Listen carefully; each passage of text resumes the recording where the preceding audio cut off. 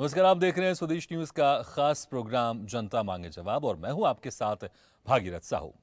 जनता मांगे जवाब में आज बात 2024 की जमावट की और जातियों पर दांव की। जातीय जनगणना से 2024 के एजेंडे को सेट करने की बात, चुनावी बिसात की और मोदी को मात की। क्या बिहार में नीतीश सरकार का एक दांव 2024 का सियासी समीकरण बदलेगा? क्या 24 के चुनावी बिसात पर नीतीश का एक दांव मोदी की सियासी जमावट पर भारी पड़ेगा?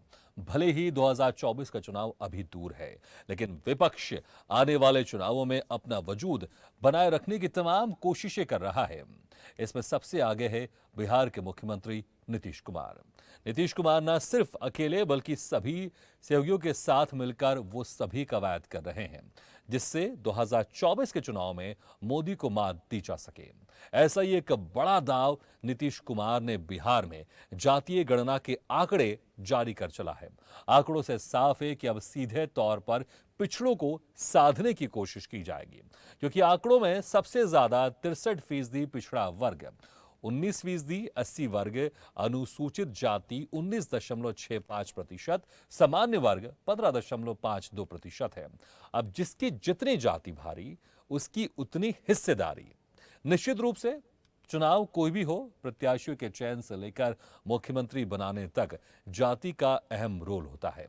लोकसभा, विधानसभा से लेकर पंचायत चुनाव तक जातिगत समीकरणों को साधना किसी भी चुनाव की रणनीति का महत्वपूर्ण हिस्सा होता है और यही वजह है कि जातियों को साधना सियासत में न सिर्फ जरूरी होता है बल्कि मजबूरी भी।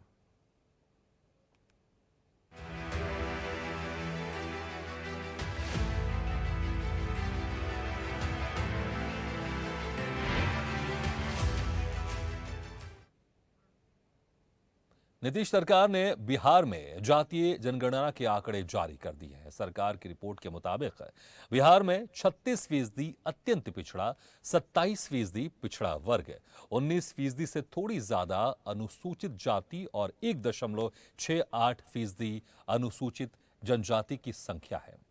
वहीं रिपोर्ट जारी होने के बाद मुख्यमंत्री नीतीश कुमार और आरजेडी सुप्रीमो लालू यादव ने इस पर प्रतिक्रिया दी है। सीएम नीतीश कुमार ने कहा कि बिहार में कराई गई जाति आधारित गणना को लेकर शीघ्र ही विधानसभा में जानकारी दी जाएगी।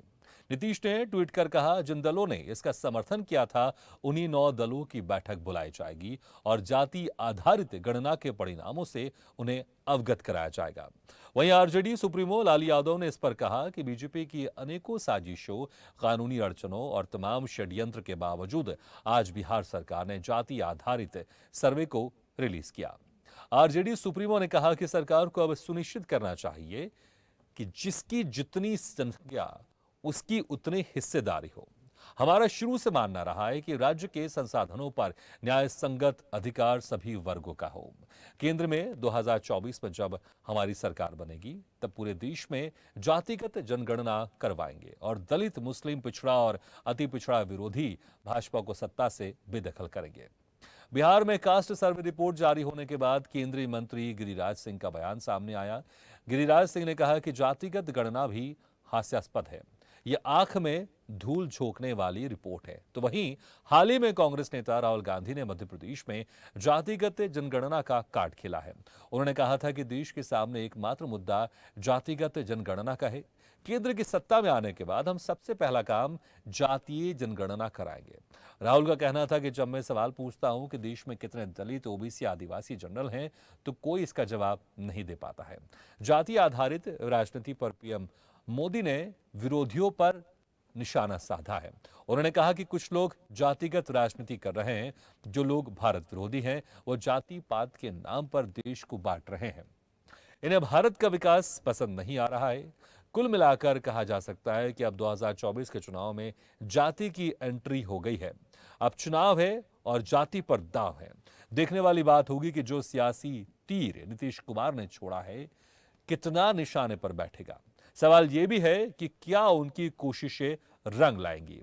क्या जाति जनगणना से 2024 का एजेंडा सेट होगा और जातिगत जनगणना का दांव मोदी के लिए कितना मुश्किल बनेगा?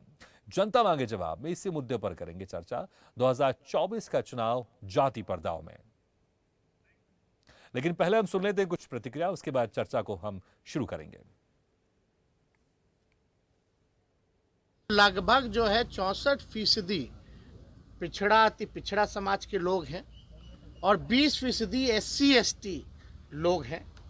तो ये आंकड़ा जो है लगभग जो है आप समझिए कि 85 के आसपास जो है पिछड़ा अति पिछड़ा दलित समाज का जो लोग हैं, वो आंकड़ा जो है देश के सामने जो है अब आ चुका है।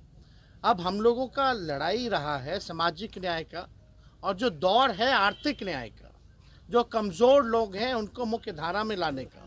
तो सरकार की यही कोशिश होगी, यही प्लानिंग होगी कि जो साइंटिफिक जो डेटा मिला है उसी हिसाब से हम कल्याणकारी योजनाएं, जो लोग गरीब हैं, जो जातियां गरीब हैं, हालांकि गरीबी हर जातियों में है, तो उनके लिए जो है विशेष योजना जो है हम लोग बना करके लोगों को लाभ पहुंचाने का काम करें।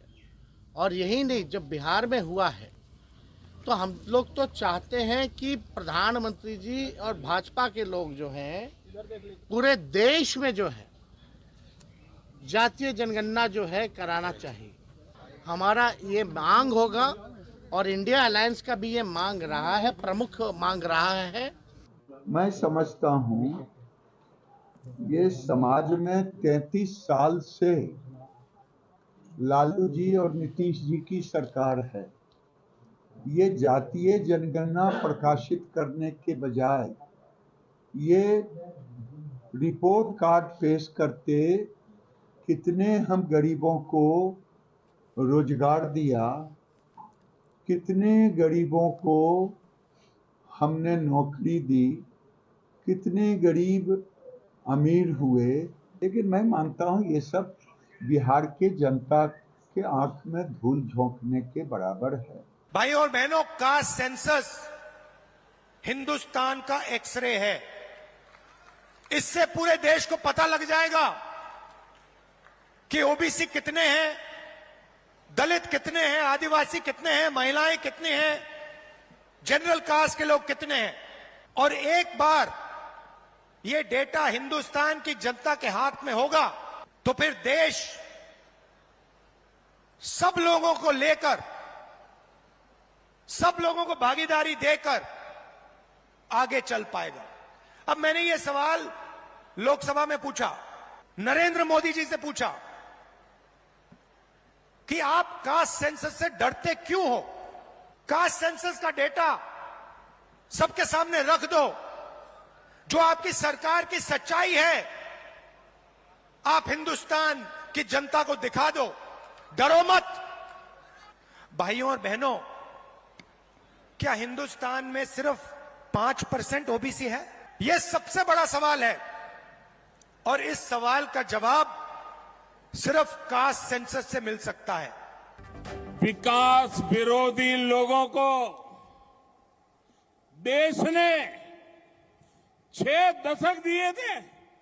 60 साल कोई कम समय नहीं होता है। आज भी वही खेल खेल रहे हैं। वो तब भी जात पात के नाम पर समाज को बांटते थे, आज भी वही पाप कर रहे हैं।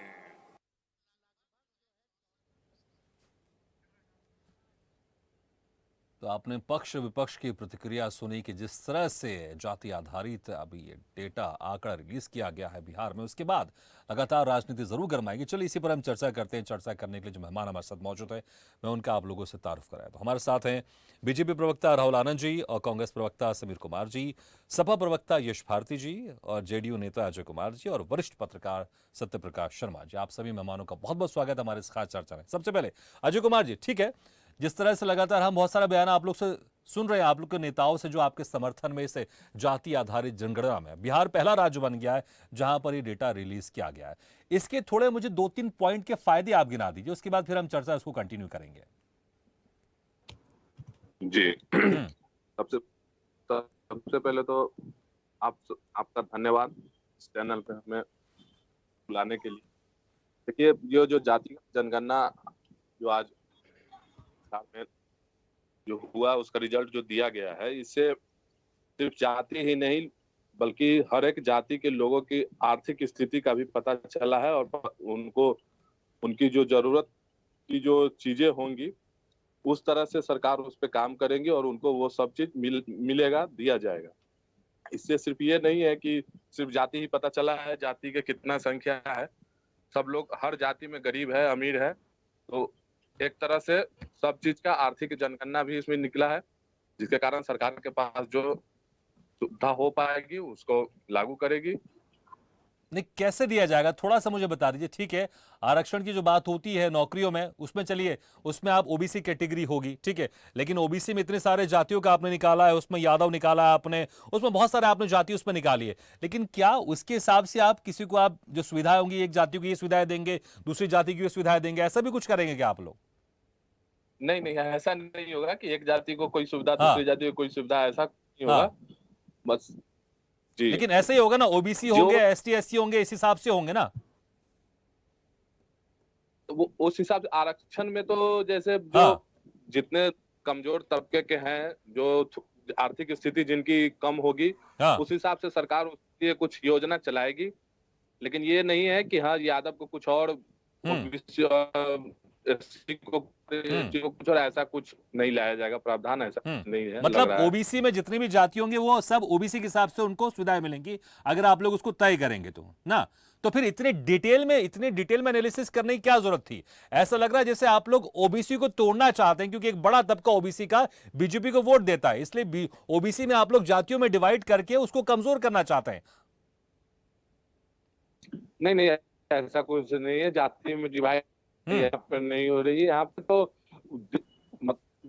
जो जिस लायक है ये उनका पता लगाया जा रहा है कि जो कमजोर होंगे उनको मदद किया जाएगा, उनको सरकार की तरफ ठीक से है, जो भी लेकिन होगा, मुझे बताइए यादव कराया कितने जाएगा। ऐसा यादव तोड़ना कितने जोड़ना ये प्रतिशत सब हैं, रविदास कितने प्रतिशत है, ब्राह्मण कितने प्रतिशत है, राजपूत कितने प्रतिशत है, भूमियार कितने प्रतिशत है, कुर्मी कितने प्रतिशत है, बनिया कितने प्रतिशत है, कायस्थ कितने प्रतिशत है, मला कितने प्रतिशत है, ये इतने डिटेल में जाने की क्या जरूरत थी? मुझे तो फिर लगता है ना, देखिए कहीं पर इतनी डिटेल में जाएंगे फिर ये तो लगेगा ना कि हमारे जाति कितने सारे लोग हैं, अब हम ऐसा करेंगे वैसा करेंगे, दिमाग में कुछ कहीं ना कहीं उसमें कुछ गलत मैसेज जाता है ना। जी,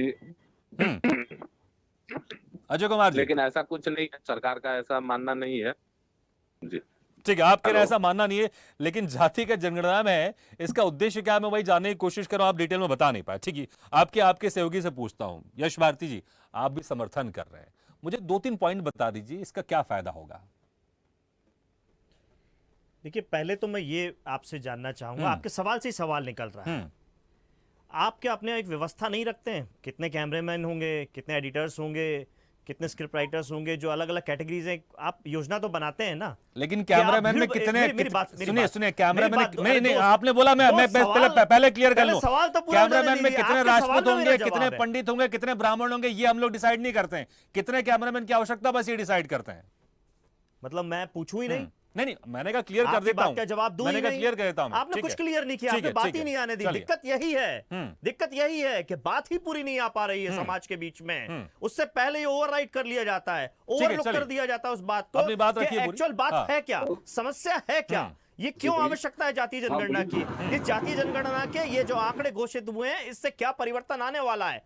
अभी तक जितनी योजनाएं चल रही थी, मैंने आपसे कहा आप कितने कैमरामैन हैं, उसी के हिसाब से ड्यूटी बांटेंगे, उनका टाइम शेड्यूल करेंगे, स्पॉट डिसाइड करेंगे।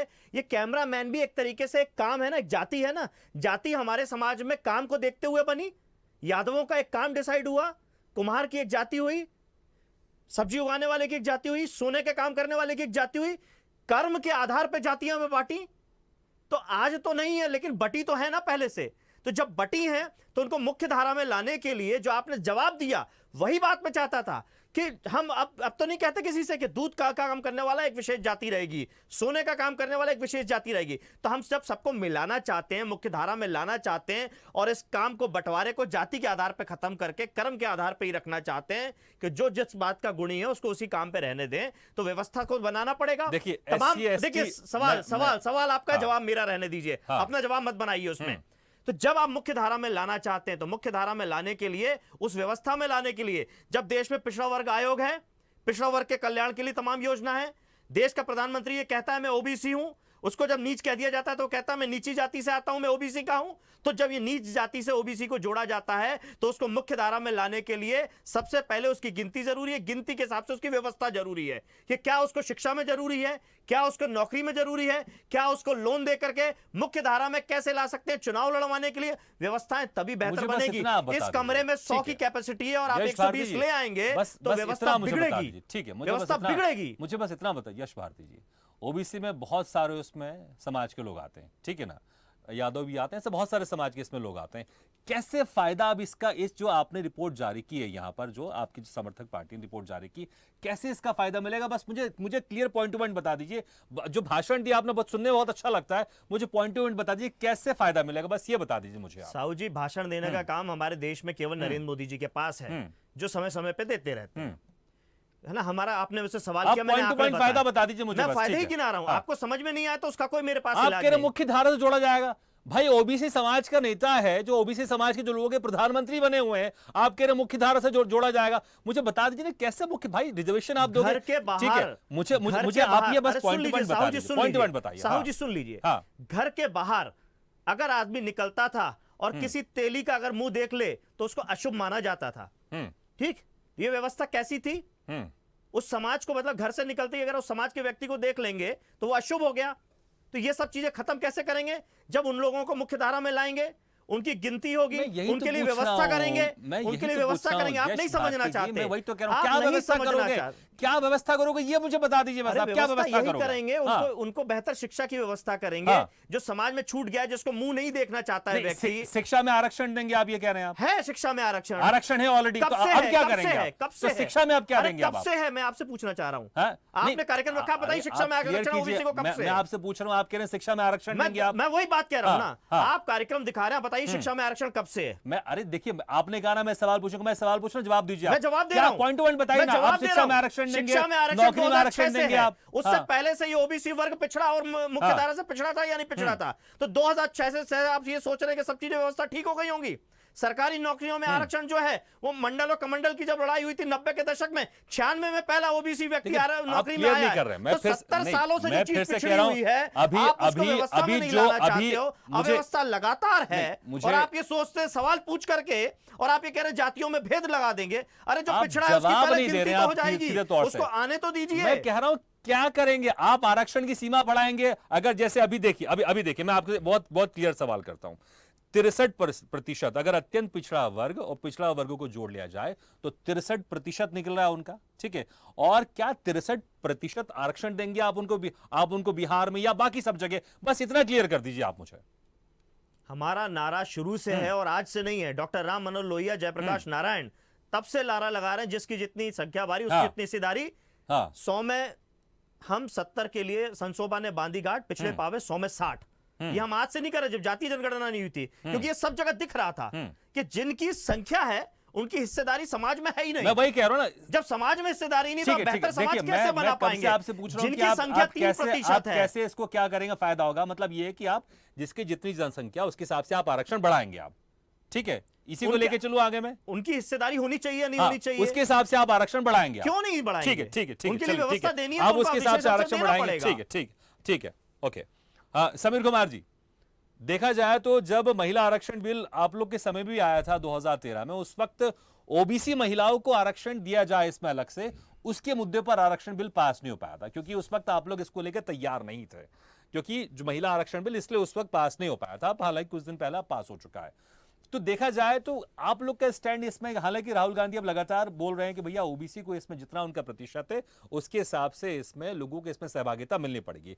तो यही प्लान है आप लोग का, जातिगत आरक्षण करवा के जिसकी जितनी जनसंख्या उसके हिसाब से उनका आरक्षण मिलना चाहिए। अगर ओबीसी 63% है तो 63% उनका आरक्षण मिलना चाहिए। तो इस हिसाब से तो फिर देखा जाएगा तो फिर वो पूरा 100% आरक्षण हो जाएगा। अगर सवर्णों की पॉपुलेशन 15% है, उनको 15% दे दो, ओबीसी के 63% दे दो, जिसकी जितनी मतलब पूरा 100% आरक्षण सब में बांट दिया जाएगा। क्या यही है उद्देश्य? समीर कुमार जी, समीर जी मेरी बात सुनाई दे रही है आपको? सही लगता है। राहुल आनंद जी, मुझे बताइए कि विरोध क्यों कर रहे हैं आप? जैसे नरेंद्र मोदी जी कह रहे हैं कि देश को बांटने की कोशिश की जा रही है विकास विरोधी लोगों की तरफ से। अगर 63% अगर ओबीसी वालों की जनसंख्या है, अगर उसमें जो जिन जिन की जितनी संख्या है उसके हिसाब से आरक्षण देने दीजिए, क्या क्या समस्या है। अभी 50% ईडब्ल्यूएस मिला ले, 60% हो गया, 100% आरक्षण बांटने दिए, जिसकी जितनी जनसंख्या सबको दे दीजिए इस हिसाब से, क्योंकि यही कह रहे हैं कि भैया जिसकी जितनी प्रतिशत है उसको उतना आरक्षण दिया जाए। अगर मैं एक लाइन में बोलूं तो यही है शायद। फिर क्या समस्या है आपको? देखिए, सबसे पहले मैं आपके चैनल के माध्यम से मैं 2-3 चीजों को बड़ा स्पष्ट रूप से क्लियर करना चाहता हूं। मैं पॉइंट की बातें करता हूं। हमारे जो साथीगण जो साथ में पैनलिस्ट बैठे हैं वो सारे स्थितियों से वाकिफ हैं, लेकिन बातों को बनाना उनकी मजबूरी है, राजनीतिक मजबूरी है। देखिए, अगर हम बात करें तो जब से बिहार में ये महागठबंधन की सरकार आई है तब से वो 3 काम मुख्य रूप से कर रही है। मैं बताना चाहूंगा क्या। पहला, लटकाना, दूसरा अटकाना, तीसरा भटकाना, और इससे कुछ अगर बचता है तो जातीय उन्माद को फैलाना। देखिए, जब ये जातीय जनगणना की जब बात की गई थी तो उस समय जब ये पास हुआ था तो उस समय भारतीय जनता पार्टी भी सरकार की हिस्सा थी, हमारे 14 मंत्री थे उसमें। भागीरथ साहू जी, मैं इनसे आपके माध्यम से निवेदन करूंगा, ये अटल बिहारी वाजपेयी जी को प्रधानमंत्री रहते हुए जो लाल किले के प्राचीर से कहा था उन्होंने, उस पर भी गौर फरमा लें। इसमें क्या है, रुकिए मुझे क्लियर कर दीजिए। देखिए, इसमें क्या है, जब इसका 2 उद्देश्य है, एक राजनीतिक, एक सामाजिक। अगर यहाँ पे राजनीतिक उद्देश्य की वजह से जो मंशा आज जारी की गई है तो मैं आपको बताना चाहूंगा कि आज के जो मीडिया के मित्रों के माध्यम से जो खबर आज लगातार चल रही है बिहार के अंदर, उसमें एक मुख्य खबर ये है कि जो ट्रांसजेंडरों की जो संख्या बताई गई है पूरे बिहार में 825 बताई गई है, जबकि पटना जिले में ही ट्रांसजेंडर 3000 के आसपास हैं। उनके कमेटी ने ही इस चीज पे आपत्ति नहीं, ठीक है, तो आप रिपोर्ट पर सवाल उठा रहे हैं, ठीक है, चलिए रिपोर्ट पर आप सवाल उठा सकते हैं किसका कितना आंकड़ा, लेकिन मैं कह रहा हूं कि विरोध क्यों कर रहे हैं आप जातिगत जनगणना का? देखिए, इसमें विरोध बीजेपी समर्थन में थी उस वक्त और आज भी है, लेकिन जो कहां है? नरेंद्र मोदी जी कह रहे हैं, नरेंद्र मोदी जी कह रहे हैं विकास विरोधी लोग जात पात के नाम पर बांटना चाह रहे हैं। अब बांटने की कोशिश की गई है, यानी कि देखिए, तो क्लियर कीजिए ना, कैसे बांटने की कोशिश की जा रही है। मैं आप लोग से सीधा सिंपल सवाल करता हूं, उसका सीधा जवाब दीजिए आप, कैसे बांटने की कोशिश की जा रही है, बताइए आप। मैं बता रहा हूँ। देखिए, जो आखिरी पैदान पे खड़ा व्यक्ति है समाज में, उसको मुख्य धारा से जोड़ने की बात होती है, जो हमारे यश भारती जी कह रहे थे। तो मैं इनसे पूछना चाहूंगा कि जो समाज, जो मुसहर समाज के बारे में या जो अन्य पिछड़ी जातियां हैं, उनका अगर विकास करना है तो उसके लिए आप क्या करिएगा? क्या आप मुख्यमंत्री बनाइएगा उनको? सबसे पहला प्रश्न। दूसरा, ये बिहार की अगर हम बात कर ले तो जो यादवों की जो जनसंख्या दिखाकर जो डराने का काम किया जा रहा है बिहार के अंदर, उसमें अगर जातीय व्यवस्था की बात कीजिए तो मुख्यमंत्री इनका होना चाहिए, नेता प्रतिपक्ष इनका होना चाहिए, राज्यसभा सांसद भी इसी जाति का होना चाहिए, जो कि लालू यादव जी के परिवार में। आप समर्थन में जातिगत गणना के या विरोध में? आप कह रहे समर्थन में, बातें विरोध वाली कर रहे हैं, आप क्लियर कीजिए ना, स्टैंड क्लियर कीजिए आप। ये कंफ्यूजन में है, कंफ्यूज तो आप भी हैं। नहीं, बिल्कुल क्लियर कट है, जिसकी जितनी संख्या वाली उसकी उतनी हिस्सेदारी, क्लियर कट है। जो आंकड़े छुपाने की कोशिश की गई है, जिस आंकड़ों को ज्यादा दिखाया गया है वो गलत है। मैं उसकी बात, आंकड़ों पर सवाल उठा रहे हैं आप, जातिगत जनगणना पर कोई समस्या नहीं है आपको, आप भी यही चाहते हैं। जो आर्थिक आधार पे जनगणना की गई थी उसकी रिपोर्ट क्यों नहीं प्रकाशित की गई? नहीं, मैं तो आपसे सिंपल सवाल कर रहा हूं, आप जातिगत जनगणना का समर्थन कर रहे हैं, आप भी यही चाहते हैं?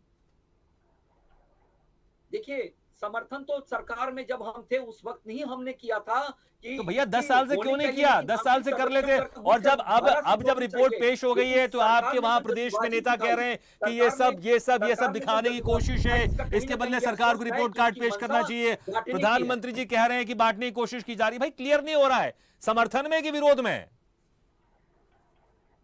देखिए, मैं तो अभी भी कह रहा हूं कि हम लोग समर्थन में थे, हमारे 14 मंत्री थे, हमारे तो पूरे देश में जातिगत जनगणना करवाएंगे आप? के लिए सहमति दी थी, लेकिन तो पूरे देश में जातिगत जनगणना कराएंगे? विपक्ष तो मांग कर रहा है, तो करवा लीजिए जातिगत जनगणना, करा लीजिए आप लोग भी, हामी कर दीजिए कि हाँ ठीक है हम तैयार हैं। लेकिन यहाँ जो जल्दबाजी दिखाई गई है, जो 17% जो दिखाने की कोशिश की जा रही थी, जो यादव, तो आप फुर्सत में कर लीजिएगा, आराम से कर लीजिएगा, लेकिन बोलिए तो मीडिया में कि हाँ सरकार तैयार है जातिगत जनगणना के लिए। ठीक है, आप भी क्लियर नहीं, बड़े कंफ्यूज लग रहे हैं। ठीक है, ये चर्चा हमारी जारी रहेगी, वाकई यहाँ पर चर्चा जारी रहेगी, आखिर क्यों हमारे देश में विकास की बात होनी चाहिए और अक्सर हम कहते हैं कि जात पात से हमको ऊपर उठना चाहिए, लेकिन फिर वही जातिगत जनगणना की बात करके फिर जात पात को क्यों शामिल किया जा रहा है? जब देश 21वीं सदी में लगातार आगे बढ़ते जा रहा है, फिर जात पात में हम वापस क्यों पीछे जा रहे हैं और इसके हिसाब से जनगणना की मांग क्यों की जा रही है? और उसके बाद क्या कुछ इसमें फर्क पड़ेगा? क्योंकि विपक्ष तो लगातार यही मांग कर रहा है कि पूरे देश में जाति आधारित गणना होनी चाहिए। हालांकि सरकार की तरफ से, बीजेपी की तरफ से भी कुछ क्लियर स्टैंड नहीं है, क्योंकि एक तरफ नरेंद्र मोदी इसका विरोध करते हुए दिखाई देते हैं। वो कहते हैं समाज को बांटने की, देश को बांटने की कोशिश की जा रही है। वहीं जो हमारे डिबेट में प्रवक्ता जुड़े हुए हैं बीजेपी के, वो कह रहे हैं कि हमने भी समर्थन किया था, लेकिन चीजें यहां पर बहुत कश्मकश दिखाई दी। चलिए डिबेट को हम आगे बढ़ाते हैं। कांग्रेस प्रवक्ता समीर कुमार जी हमारे साथ जुड़े हुए हैं। समीर कुमार जी, जिस तरह से आप लोग लगातार मांग कर रहे हैं, राहुल गांधी भी मांग कर रहे हैं, लेकिन अगर मैं बोलूं आजाद भारत की जो पहली कैबिनेट बैठक हुई थी उसमें जवाहरलाल नेहरू थे, उसमें भीमराव अंबेडकर थे, उसमें सरदार वल्लभ भाई पटेल थे, उसमें मौलाना आजाद थे। उन्होंने जातिगत आधारित गणना का विरोध किया था। उन्होंने कहा था ये समाज को बांटने के लिए, इसलिए उसको खत्म कर दिया गया था, क्योंकि अंग्रेजों के समय होती थी जनगणना जाति आधारित। आप अपने इतने बड़े बड़े नेताओं की बात नहीं मान रहे हैं जिन्होंने पहली कैबिनेट मीटिंग में आजाद भारत की, और अब आप लोग समर्थन कर रहे हैं, आप लोग मांग कर रहे हैं कि पूरे देश में जातिगत आधारित गणना होनी चाहिए। समीर कुमार जी, हमारा जब संविधान बना था तो उस समय एक संशोधन की भी प्रक्रिया की गई थी, और उसके बाद क्या हुआ कि धीरे धीरे पता चलता गया कि कब, मैंने किस चीज की कब जरूरत है। जैसे कि हम लोगों ने सरकार चलाई और देखे कि महिला की पार्टिसिपेंट नहीं बढ़ रही है, नहीं बढ़ रही है, तो हमारे प्रधानमंत्री राजीव गांधी जी ने मतलब महिलाओं के आरक्षण का बिल भी लाया था, जिसको ये भाजपा वाले लोग विरोध उसमें उस समय किए थे। और उस वक्त सपा की पार्टी में ओबीसी महिलाओं के लिए आरक्षण की बात कही थी, इसलिए मामला लटक गया था वहां पर। आप लोग उसको बिल को पास नहीं करा पाए क्योंकि आप लोग उस वक्त नहीं देना चाहते थे ओबीसी महिलाओं का आरक्षण। लेकिन वही नरसिंह राव सरकार में आरक्षण आया और मतलब बिल पास हुआ, और उसके बाद आरक्षण के साथ हर एक नगर निगम मतलब हो या पंचायत चुनाव हो, वहां पर महिला लोग लेकिन विधानसभा में कहां बिल पास हो पाया था? लोकसभा में कहां बिल पास हो पाया था? अभी इसलिए कम से कम 10 साल के बाद वो बिल पास हुआ है। ठीक है, चलिए मुझे ये बताइए कि जवाहरलाल नेहरू की बात आप लोग नहीं मान रहे हैं, भीमराव अंबेडकर की बात नहीं मान रहे हैं, सरदार वल्लभ भाई पटेल की बात नहीं मान, उनका साफ कहना था जाति आधारित जनगणना समाज को बांटने की व्यवस्था है, इसलिए उस पर हम इसको विराम लगाते हैं। 2011 तक सिर्फ SC ST को छोड़कर ओबीसी की जनगणना नहीं करवाई जाती थी, जाति आधारित गणना नहीं होती, लेकिन आप लोग खुले तौर पर इसकी मांग करें। ऐसा लग रहा है क्योंकि ओबीसी का जो बहुत बड़ा प्रतिशत है वो बीजेपी को वोट देता है, तो ओबीसी को बांटने की कोशिश की जा रही है इससे। नहीं, इसमें तो ये हो रहा है कि जैसे देश में जिसकी मतलब संख्या है, जो मतलब देश के मान लीजिए 80% संख्या ओबीसी SC ST की आ रही है, और उसकी अगर सरकार माने देश चलाने में सहभागिता ही नहीं होगी तो हमारा देश डेवलपमेंट कैसे करेगा? जैसे तो 63% अभी आंकड़ा निकला है, तो 63% आप लोग ओबीसी के लिए रिजर्वेशन की मांग करते हैं क्या? नहीं, मतलब सभी को मौका मिलेगा, लेकिन नहीं, मैं तो सीधे सिंपल सवाल कर रहा हूं। बिहार में अभी जो आंकड़े जारी किए गए उसमें 63% अति पिछड़ा और पिछड़ा वर्गों को मिलाकर तकरीबन 63% है, तो 63% आप लोग चाहते हैं कि ओबीसी को आरक्षण दिया जाए, और वैसे जितने जाति के लोग हैं उसके हिसाब से उनका आरक्षण दिया जाए, मतलब 100% सब में आरक्षण डिवाइड कर दिया जाए, यही चाहते हैं आप? नहीं, आरक्षण का जो प्रोसेस है हम लोगों का, जिस तरह की संविधान में भी है कि इतना % तक ही मतलब आरक्षण दिया जाए। कैसे संभव होगा भाई? ठीक है, सत्यप्रकाश शर्मा जी कह रहे हैं कि जिसकी जितनी भागीदारी, जिसकी जितनी जनसंख्या, उसके हिसाब से आरक्षण दे दिया जाए, लेकिन कानून में कहीं ना कहीं उसमें एक बैरियर लगा हुआ है। और मैं जब सीधे सवाल कर रहा हूं 63% ओबी का अगर जनसंख्या आ रही है, आप 63% आप क्या उनका आरक्षण देंगे? फिर उसमें गोलमोल जवाब दिया जा रहा है। ऐसा लग रहा है कि जातिगत आरक्षण, आपने जातिगत जनगणना करवा तो ली है, लेकिन उसका उद्देश्य क्या है क्लियर नहीं हो रहा है। एक उद्देश्य ये सामने निकल कर आ रहा है कि ओबीसी का बड़ा तबका बीजेपी को वोट देता है, इसलिए ओबीसी को डिवाइड करने की कोशिश कर रहे हैं, क्योंकि SC ST की जनगणना तो होती है, ये 2011 तक होती रही है, इसमें रोक नहीं थी। देखिए भागीरथ जी, ये तो बिल्कुल कहा जा सकता कि फलानी कम्युनिटी फलानी पार्टी को वोट करते हैं। एक चीज इसमें बहुत महत्वपूर्ण है, आपने कहा कि जो कास्ट सेंसस है इसके मेरिट और डिमेरिट्स दोनों हैं। हालांकि जिस आइडियोलॉजी पर अपोजिशन पार्टी चलती है या कांग्रेस चलती है, वो गांधी जी पर चलती है, उनकी आइडियोलॉजी पर चलती है।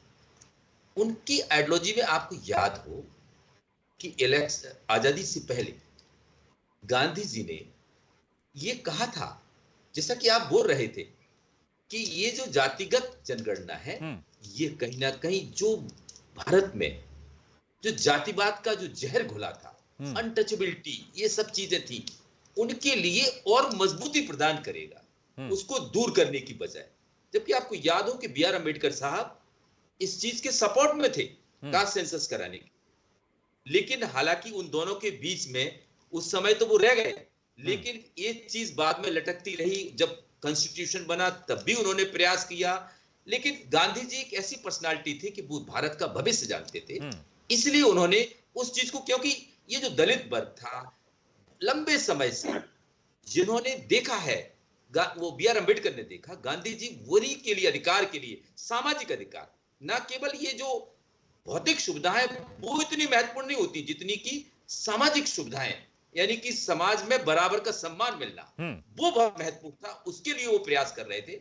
लेकिन अब आपने कहा कि इसके मेरिट्स क्या है, अगर मान लो ये आ जाएगा तो इसका डीमेरिट्स तो ये है कि जाति संघर्ष होने की संभावनाएं बढ़ जाएंगी, लोगों में जाति जाति को लेकर कहीं ना कहीं एक विवाद के मुद्दे बनेंगे। लेकिन इसके मेरिट्स बहुत हैं, आपको बताएं। आप बताइए कि जो आपने कहा कि 63% पॉपुलेशन ओबीसी की है, एक चीज आपको बताऊं, एसटी जो कम्युनिटी है उसमें एक कम्युनिटी में टेलीविजन पर उस कम्युनिटी को पर्टिकुलर नाम नहीं लूंगा, देश में जितने आईएएस आईपीएस हैं उस कम्युनिटी के लोग, उन एसटी कम्युनिटी में केवल एक पर्टिकुलर जाति के लोग लगभग 50% से ऊपर सीट्स ले जाते हैं।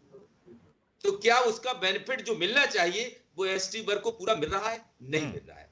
ठीक वैसी ओबीसी में हजारों जातियां हैं, इन हजारों जातियों में कौन सी जाति कितना बेनिफिट ले रही है? कई ऐसी भी जातियां हैं जिनके बारे में ना तो उनको उसका आरक्षण का लाभ मिल रहा है, मिल पा रहा है, और ना ही वो जो चीजें हैं जैसे उनके डेवलपमेंट के लिए, उनके वेलफेयर के लिए जो सरकारें लाती है, यानी डेमोग्राफिक स्टडी करने के लिए, ये चीज बहुत महत्वपूर्ण होती है। लेकिन सत्यप्रकाश, इसी में आपकी बात में से बहुत एक बहुत अहम बात ही मैं आप ही सवाल करना चाहूंगा।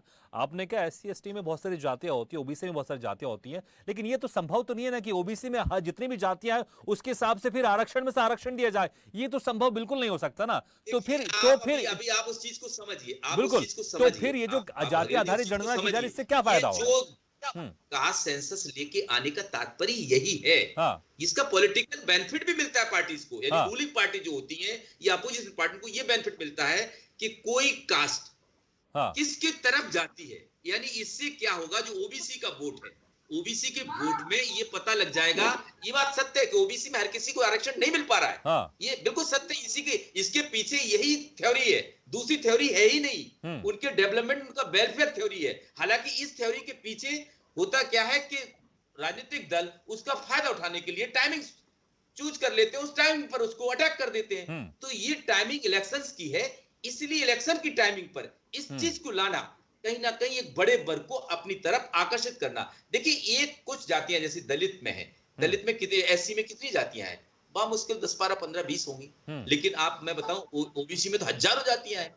तो ऐसी हजारों जातियों में से किस जाति को मिलना चाहिए, उनकी जब उनकी स्टडी होगी, जब स्टडी के बाद ही तो पता लगेगा इसको ये बेनिफिट। ये केवल मैं रिजर्वेशन के बेनिफिट की बात नहीं कर रहा हूं, उनके अन्य जो डेवलपमेंट होते हैं, उनके वेलफेयर में जो स्कीम बनाई जाती है, उसके लिए बहुत जरूरी है।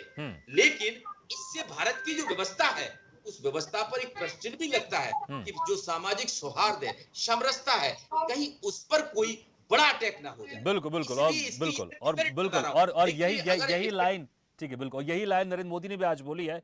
ठीक है राहुल आनंद जी, देखिए मैं फिर वही कह रहा हूं, उस वक्त जब मैं आपके पास था तो आपने उसको क्लियर नहीं किया, आप समर्थन में विरोध में, क्योंकि जिस तरह सत्यप्रकाश शर्मा जी बात कर रहे थे कि जो एक व्यवस्था है भारत की, वो इसमें चरमरा सकती है, गड़बड़ा सकती है। और नरेंद्र मोदी जी ने भी कहा है आज कि जिस तरह से देश को बांटने की कोशिश की जा रही है। लेकिन आप लोग क्लियर स्टैंड कर दीजिए ना, आप लोग समर्थन में है कि नहीं समर्थन में? अगर समर्थन में है तो फिर करवाइए आप लोग भी जाति की जनगणना पूरे देश में, नहीं है तो फिर क्लियर बताइए आपकी क्यों नहीं करवाना है। कहीं बीच में लटके हुए ऐसा लगता है। देखिए साहू जी, मैं सबसे पहले आपको इस बात को क्लियर कर दूं कि जो आप बार बार मुझसे प्रश्न कर रहे हैं कि आप समर्थन में हैं कि विरोध में हैं, देखिए हम समर्थन में उस समय भी थे और आज भी हैं। लेकिन जब आपकी सामाजिक स्तर पे जब आपकी जनगणना का महत्व ना मिले तो कहीं ना कहीं असंतोष नजर आता है, जो मैंने आपको एक उदाहरण के स्वरूप में बताया भी। दूसरी बात मैं आपको बताऊं कि जो हमारे देश की जो बात है, जो जाति जनगणना है, सबसे पहले तो जो राज्य सरकार होती है वो जाति जनगणना करा ही नहीं सकती है, वो इनका सर्वे करा सकती तो है। केंद्र सरकार पहली बात। करवाने वाली, और ये जहाँ भी तक बता केंद्र दीजिए की आप। बात करें, केंद्र सरकार मैं करवाएगी, मैं ये आ रहा बता हूं, दीजिए मैं आप। पूरे देश की अगर हम बात करें तो मनमोहन जी की सरकार में इसकी जनगणना कराई गई थी आर्थिक रूप से। जो आज राहुल गांधी जी बार बार कह रहे हैं, उन्हीं की सरकार में उस चीजों को रोका गया था। यहाँ कंफ्यूजन क्या है वो मैं बताता हूँ। देखिए, सबसे बड़ी बात यह है कि आप जब सबका साथ सबका विकास की अगर बात करते हैं और 303 सांसद की अगर बात करते हैं भारतीय जनता पार्टी में, तो लगभग 85 सांसद जो है वो ओबीसी से आते हैं। आप कांग्रेस को उठाकर देख लीजिए कि वो कितने लोगों को दिए हैं, और आप सपा को उठाकर देख ले, इससे समझ में आ जाएगा। आप फर्क यही चीजें समझ क्लियर में आ नहीं कर रहे, जाएगा। मैं कब से और इंतजार यही कर रहा हूं, आप नहीं, क्लियर कर दें। आप कह रहे हैं समर्थन में बीजेपी केंद्र सरकार जातिगत जनगणना करवाएगी, बस इतना मुझे बता दीजिए।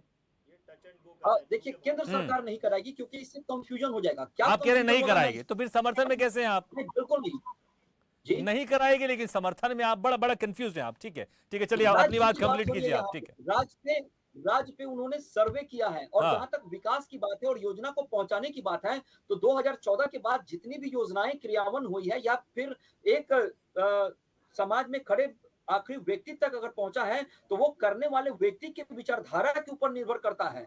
और मैं आपको बताना चाहूंगा कि इससे कंफ्यूजन क्या होगा। जैसे कि देखिए, कुछ जाति ऐसी है जो बिहार में फॉरवर्ड में है और अन्य राज्य में वो बैकवर्ड में आ जाती है। जो बैकवर्ड जाती है वो कहीं और फॉरवर्ड है और बिहार में बैकवर्ड में आ जाती है।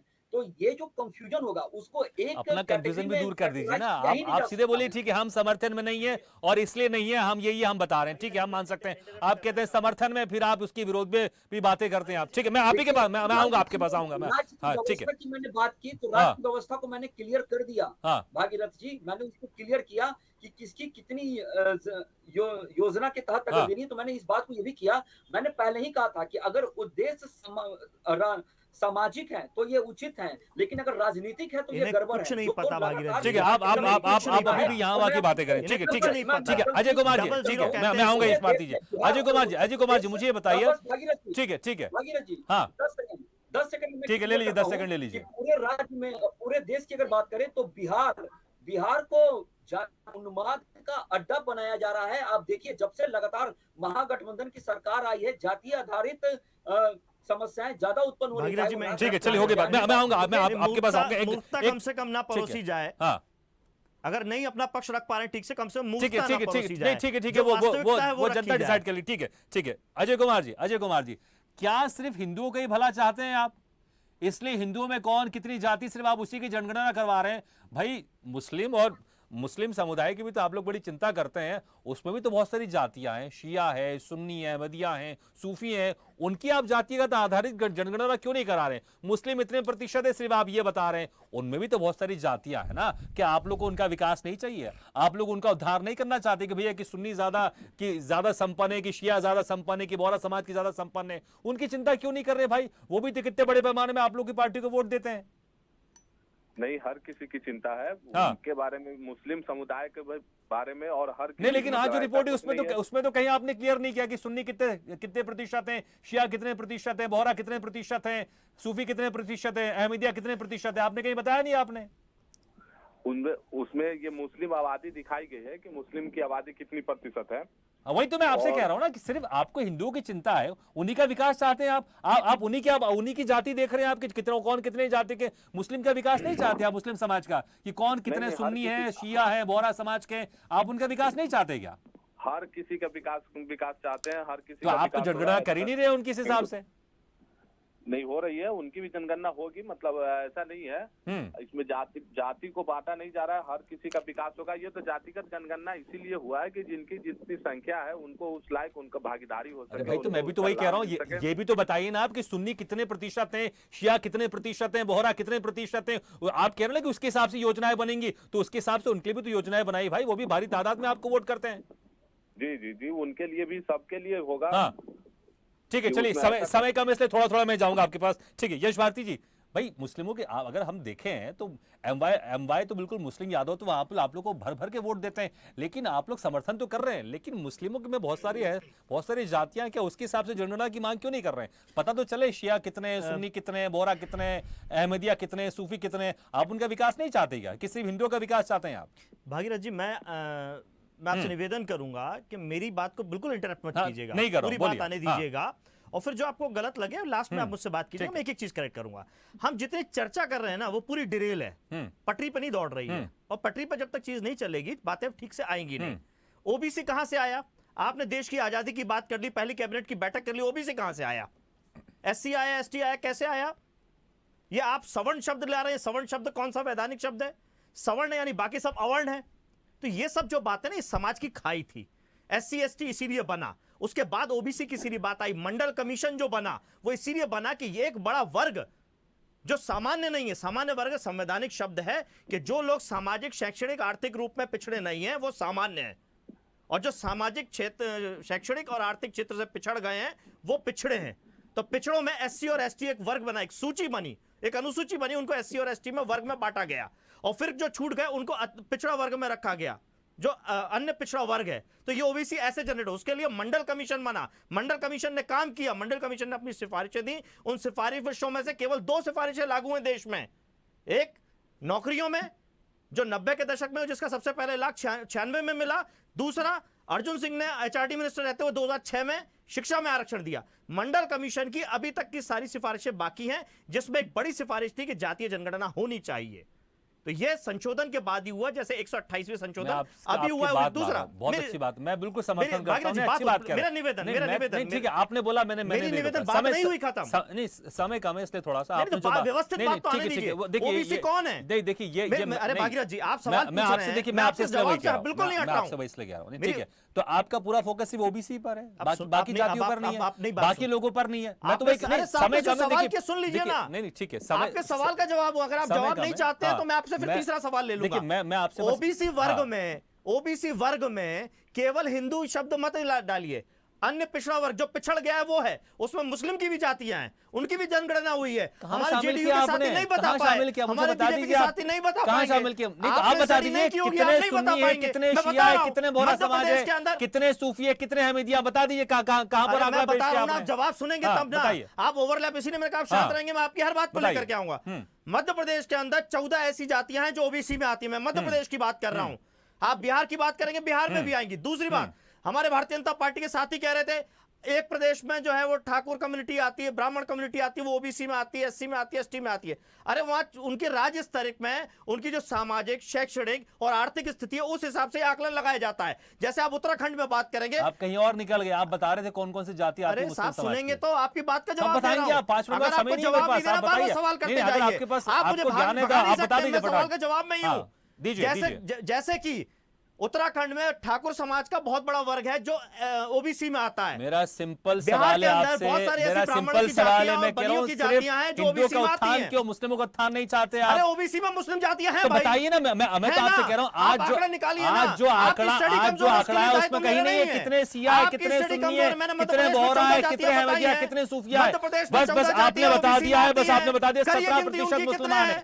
आपने बताया 17% मुसलमान है। ठीक है, ठीक है, समीर कुमार जी, मुस्लिम बांटना चाहते हैं। अटल आप जातियों में बांट रहे हैं, आप जातियों में बांट रहे हैं आप, और आप फिर हिंदू मुस्लिम की बात कर रहे हैं, आप जातियों में बांट रहे हैं आप। समीर कुमार जी, समीर कुमार जी, समीर कुमार जी, मेरी आवाज सुनाई देगी आपको? ठीक है, समीर कुमार जी, मुझे बताइए, आप लोग जाति आधारित जनगणना की बात कर रहे हैं तो सिर्फ हिंदुओं को उत्थान करना चाहते हैं आप मुस्लिमों के विकास की बात नहीं कर रहे हैं? क्योंकि मुस्लिमों में कौन कितने शिया समाज के, सुन्नी समाज के, अहमदिया समाज के, बोहरा समाज के, उनकी भी तो जनगणना होनी चाहिए ना, ताकि उनका भी विकास कर सके आप लोग बहुत अच्छे से।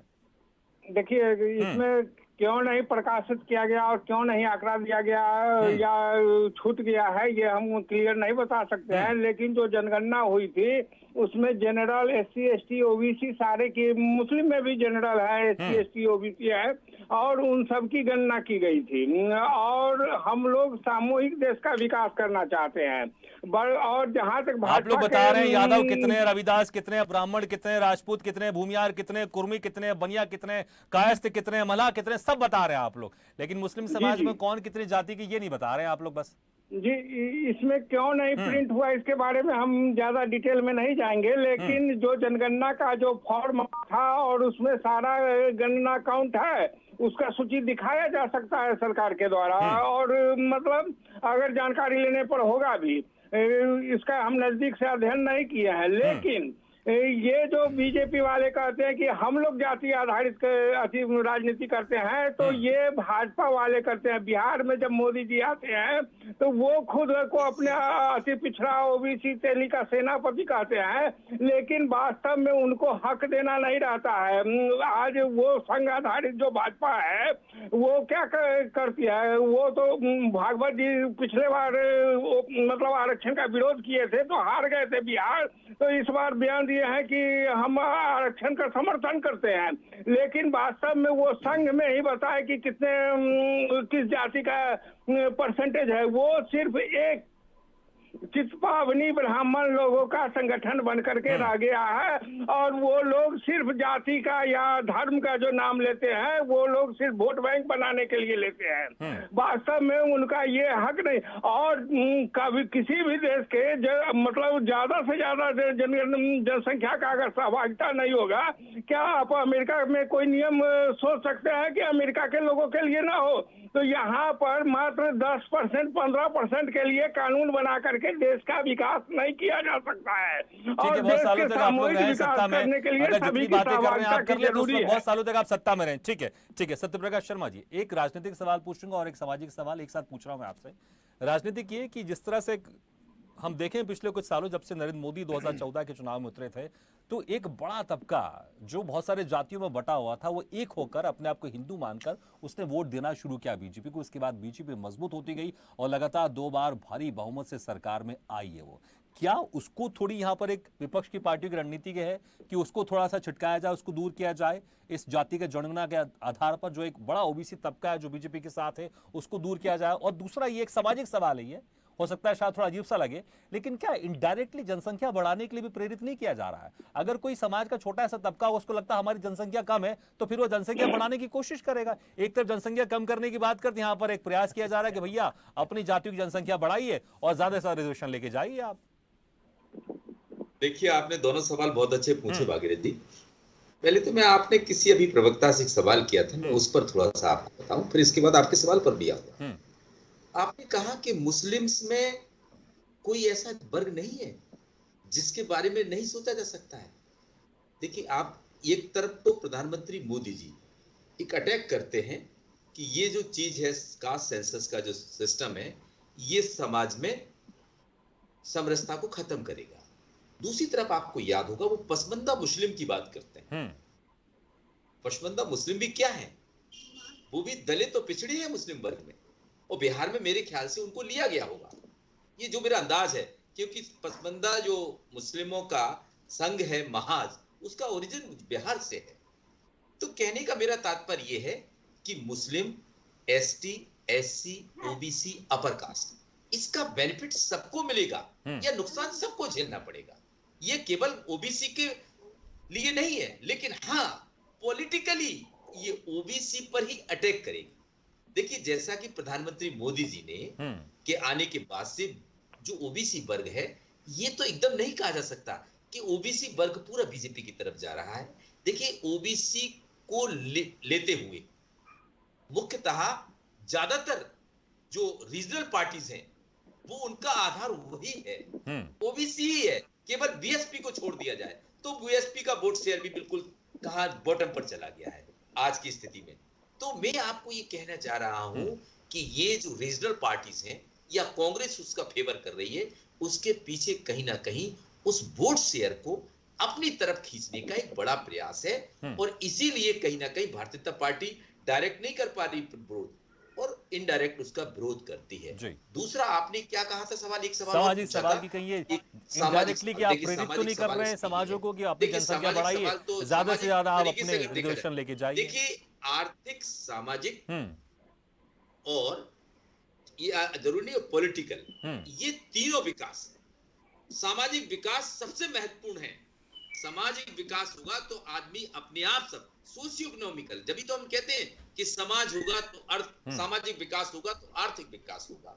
आर्थिक विकास होगा तो पॉलिटिकल विकास होगा। जी। अब आपने कहा कि ये जो चीज है ये कहीं ना कहीं देश में वो जातियां जिनकी आर्थिक स्थिति कमजोर है, ये बेसिकली कास्ट सेंसस है, लेकिन डेमोग्राफिक स्टडी के लिए इसका बड़ा महत्व हो जाता है। जब हम कभी पॉलिसीज बनाते हैं, जब हम किसी चीज कोई कैंपेन प्रोग्राम लाते हैं, उस प्रोग्राम को लाने के लिए, किसी वेलफेयर में लाने के लिए ये चीजें बहुत महत्वपूर्ण होती हैं। पर्टिकुलर उस एरिया में उनको लॉन्च किया जाता है जिससे उनका कल्याण हो, उनका डेवलपमेंट हो। लेकिन एक सवाल इसमें सत्यप्रकाश शर्मा जी, ये तो कौन गरीब है इसके आधार पर भी किया जा सकता है। गरीब में तो सब शामिल हो जाएंगे, फिर ना उसमें धर्म की बाध्यता रहेगी ना जाति की बाध्यता रहेगी।